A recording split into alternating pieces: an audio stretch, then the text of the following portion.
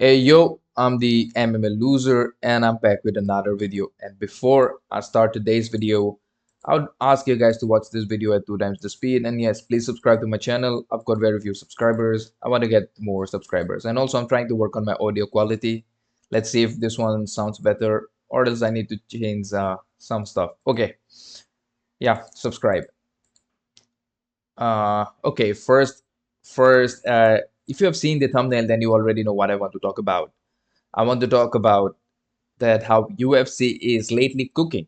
Ever since UFC 300, Dana White has been making some really good matches. First, he announced Dustin versus Makachev, Dustin Poirier versus Islam Makachev for the UFC Lightweight Championship. I'll talk about that in this video as well.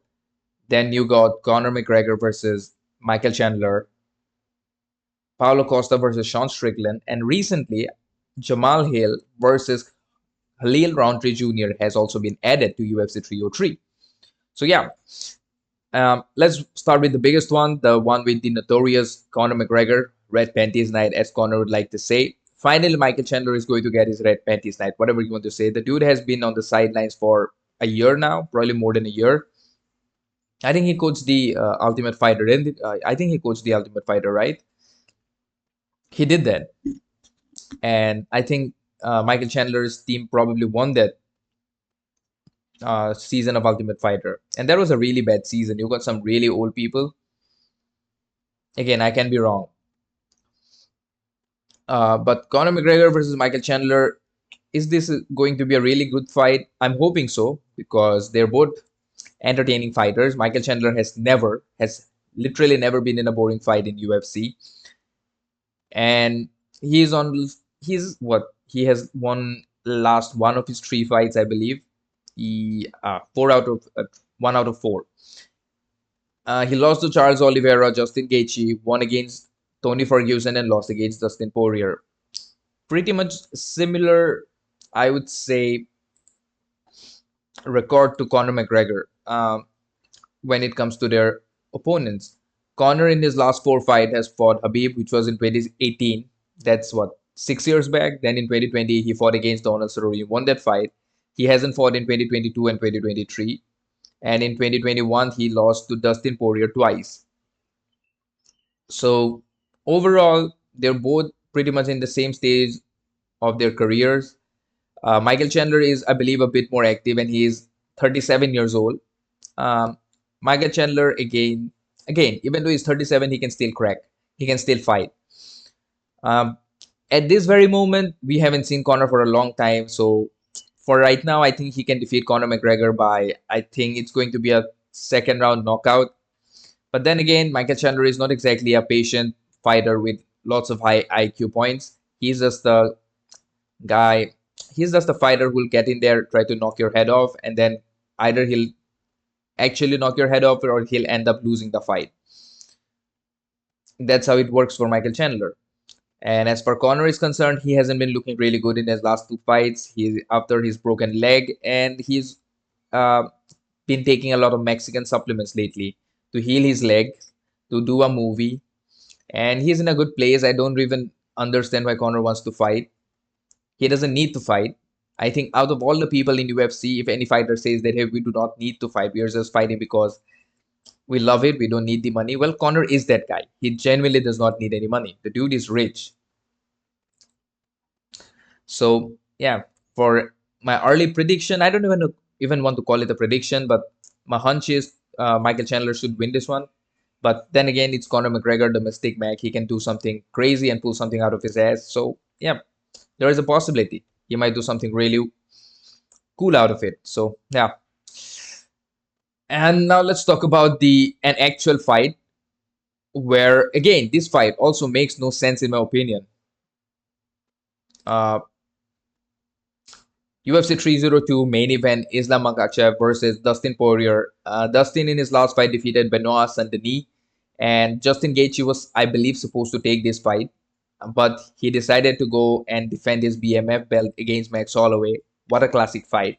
What a classic fighter! I love it. What a classic fight! This guy, Justin Gaethje. Okay, Islam Makachev versus Dustin Poirier. I do not see this fight going any different for Dustin Poirier's fight against Habib Nurmagomedov. I think Islam Makachev, he's a way better striker than Habib is, and Makachev can land really good solid kicks. So I think he's going to finish Dustin Poirier probably in round two by an RNC. Dustin will try to pull a couple of guillotines, and those guillotines are going to cost in the fight, and we are going to have the same old story. So this is more like a prediction to me. I think Makachev is going to win this fight in the second round by an RNC or maybe first round. Who knows? Maybe an arm triangle. You never know. But Makachev is definitely going to win this fight. Yeah, there's no way I see Dustin Poirier defeating him, Makachev. Now let's talk about this man, Sean Strickland versus Paulo Costa. Uh, See, this is more of a competitive fight than the last two fights that I've talked about.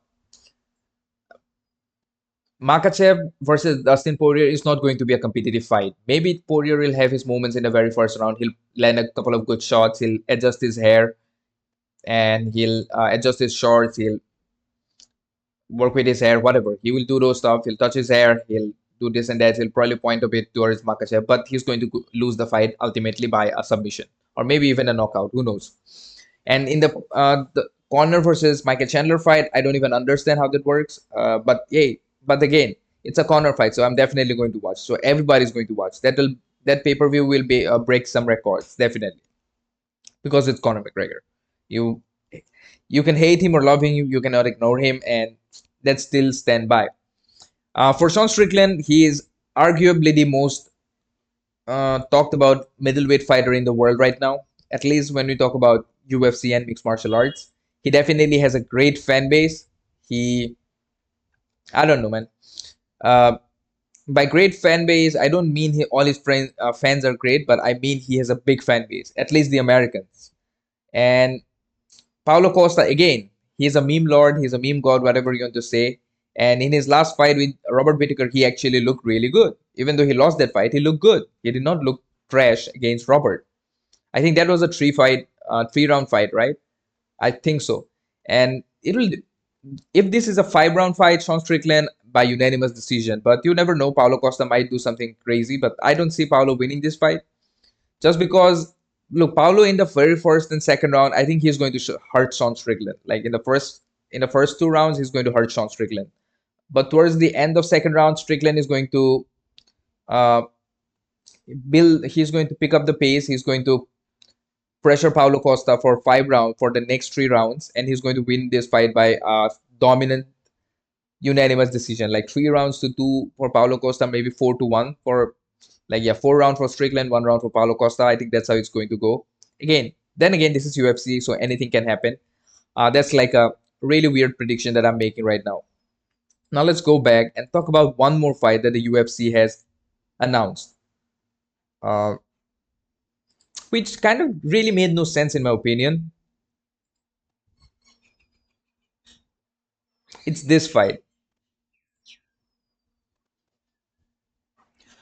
Khalil Rountree, the war horse. Khalil Rountree Jr., one of the best Muay Thai fighters that we have in UFC. He's going to fight against Jamahal Hill. Jamahal Hill, who recently got knocked out by Alex Pereira, was it last week in UFC 300? I'm assuming.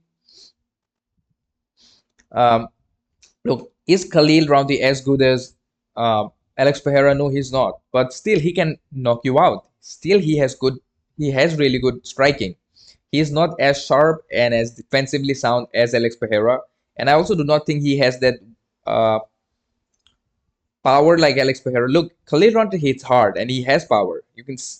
In all his fights, you can see that he has power, but it just I do not think his power is similar to that of Alex Pereira. Alex just needs to touch it, but Rountree needs to hit you, and he hits hard. That's another thing we need to take into consideration.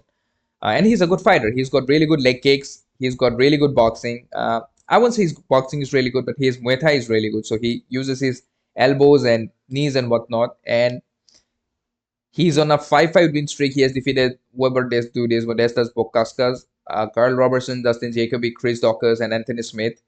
Look, knocking out Anthony Smith is not exactly an easy thing because Anthony Smith He's a tough fighter. Out of all the things he is, he's a tough fighter. He's not exactly a good fighter. Does not really has a lot of skills when it comes to fighting, but the dude definitely has heart. He's a fighter. That's what he is. He will, even though he takes a lot of punishment, he'll still try to endure the pain and somehow find a way to win. But Rountree just knocked him out cold. I think that was a bad knockout. And Anthony Smith is still fighting, dude. He has had over 50 plus fights. So yeah, and Rountree hasn't had that many fights, dude. He has had only 18 fights, and I think most of his fights have been in UFC. I think so. Yep, he has had only 4 fights outside of UFC, all wins. Then he lost to Tyson Pedro, which is bad, and Luis Sanchez. Then he went on a 3-5 winning streak. Lost to Johnny Walker. Again, won against Eric Anders. Lost to Ian Cutelaba and Marcin Persinio. Ian Cutelaba, you don't want to lose to Ian Cutelaba. That dude is weird, man. He's I don't know how to call it. The dude is kind of a clown. He's got skills, but he's also a clown, so he ends up losing. Yeah, it's hard to like. The dude is good, but whatever. Khalil Rountree Jr. versus Jamahal Hill. I don't know how to predict this one. Jamal definitely has more experience, better experience, has fought better quality opponents, in my opinion. He has fought against Pereira, even though he lost. He has fought against Glover. He has fought against Paul Craig and lost that fight. And since this is also going to be a striking fight, and after his knockout against Alex Pereira, I don't know how his chin is going to hold up. This is going to be his first knockout loss. And this was a bad knockout. Like he went cold. Like he's for a brief moment he went cold, and then Alex landed a couple of hammer fists on him as well. So it'll be interesting to see. When is this? This is going to be in June, I believe. June 29th. So basically he has May. Oh, that's a quick turnaround, dude. Like he has only April, May, and June. Yeah, he probably has like that's going to be what a 3 month turnaround after a hard knockout like that. Not exactly a great idea. So I think Khalil Rountree might do some, even though he doesn't win, he might do some bad things to Jamal Hill. He might hurt him bad, and we might not see Jamal Hill as he was before that fight against Pereira. You never know, or he might bounce back and be like Sean Strickland. But then again, Sean Strickland, yeah, is a different kind of a fighter compared to Jamal Hill. So it'll be interesting. Jamal also depends on his power. Like Jamal is not exactly I don't know, man. Who wins this one? If this was before that Alex Pereira fight, I would have picked Jamal Hill, but after that, I'm hesitating in picking Jamal Hill over Roundtree. Yeah. Uh, I guess that's what I wanted to talk about. How UFC has been cooking a lot of matches. They recently have been making some really good matches. Dana has made some good announcement, and I think Tatsuro Taira is fighting next week probably. So yeah, interesting stuff. UFC has been cooking. That's all I wanted to say. And if you guys enjoyed the video, then drop a like and share this video to your friends and family. And again, and yes, please subscribe to my channel. I've got very few subscribers. I want to get to 1,000 subscribers or 2,000 subscribers in this year. That's my goal. Yeah, so that I can buy a mic. Like I need to work on it. I need to work on the audio quality. I understand, and I'm trying on it. I'm trying. Yeah, peace out, guys. Peace out.